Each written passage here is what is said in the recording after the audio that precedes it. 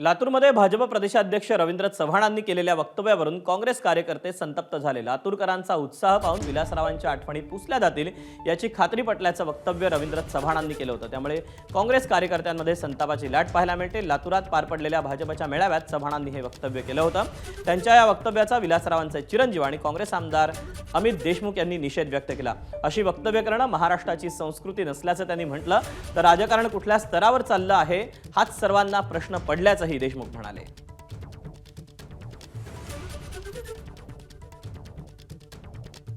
खरं तर आपल्या सर्वांचा उत्साह बघितल्यानंतर लक्षात येत आहे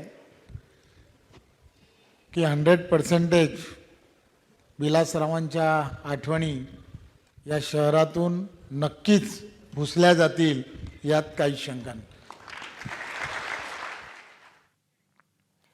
रवींद्र चव्हाणांनी विलासराव देशमुखांबाबत केलेल्या वक्तव्यावर रितेश देशमुख काय म्हणतात तेही पाहूया।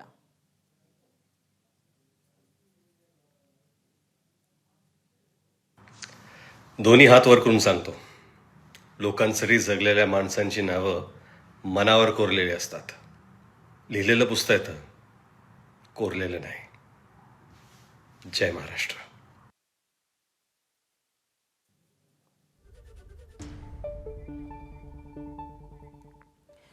दरम्यान सगळा वाद उफाळल्यानंतर आता रवींद्र चव्हाण यांनी दिलगिरी व्यक्त करताना काय म्हटलंय आपण तेही पाहूया।